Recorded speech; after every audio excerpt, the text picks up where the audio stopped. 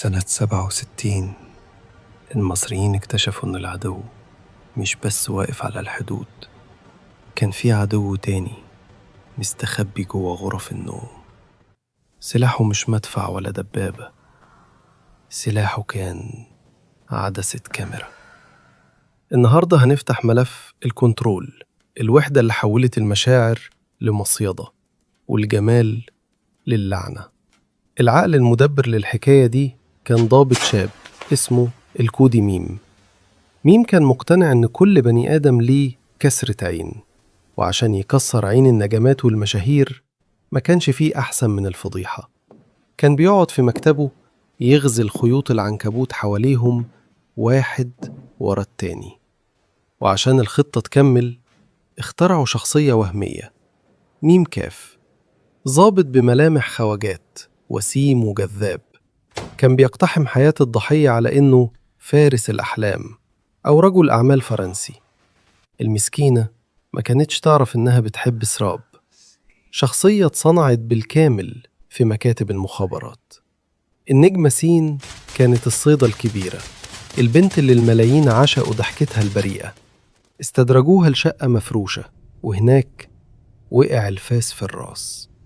لحظة الحب اللي كانت فاكراها حقيقية اتحولت لوثيقة إعدام لسمعتها.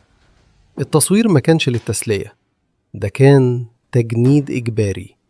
قالوا لها صراحة جسمك ده بقى ملك للدولة، وكان المطلوب منها تشارك في عملية سموها القنطرة، تستخدم أنوثتها عشان توقع شخصيات تقيلة، عرب وأجانب. الاختيار كان واضح، يا التعاون يا الفضيحة. المسرح الحقيقي كان فيلا مقطوعة في مصر الجديدة، جهزوها بأحدث الكاميرات والمرايات اللي بتشوف من ناحية واحدة. اللي كان بيدخل الفيلا دي كان بيسيب روحه وكرامته على الباب. الفنانة سين شافت العذاب. التحقيقات بتقول إنهم صوروا لها 35 شريط كاملين. تخيلوا حجم الكارثة، 35 فيلم لقتل الروح. الموضوع ما كانش مجرد نزوة، دي كانت عملية ممنهجة عشان يكسروا إرادتها تماماً وتنفذ الأوامر وهي ساكتة. بس مش الكل طاطا راسه. النجمة فاق شمت خبر باللي بيحصل. لما الضغوط زادت والتلميحات بدأت، رفضت تبيع نفسها، لمت شنطتها وهربت على بيروت. اختارت الغربة والبهدلة على إنها تكون لعبة في إيد الضابط ميم، واللي معرفوش يطولوه بالكاميرا دبحوه بالشائعات. النجمة لام طلعوا عليها إشاعة إنها زارت إسرائيل واتبرعت ليهم. تهمة خيانة عظمى لفكوها عشان يكسروا دراعها، يا تشتغلي معانا يا ندفنك بالحية ونطلعك خاينة قدام الشعب.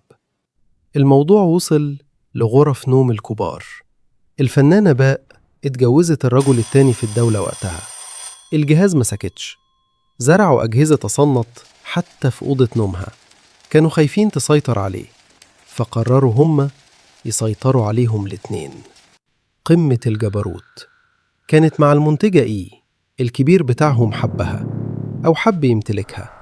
هدد زوجها إنه هيرميه في مستشفى المجانين لو ما طلقهاش، وبالفعل اتطلقت بالقوة واتجوزت جلدها عشان تحمي عيلتها.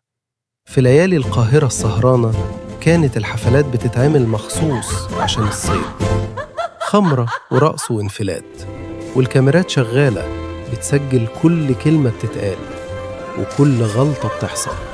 لما العقل بيغيب بعد النكسة، الحساب بدأ. الخزانات اتفتحت والروايح الكريهة فاحت. الجرايد كتبت بالمنشيت العريض عن محاكمات الانحراف. الناس ما كانتش مصدقة اللي بتقراه عن نجومهم اللي بيحبوهم.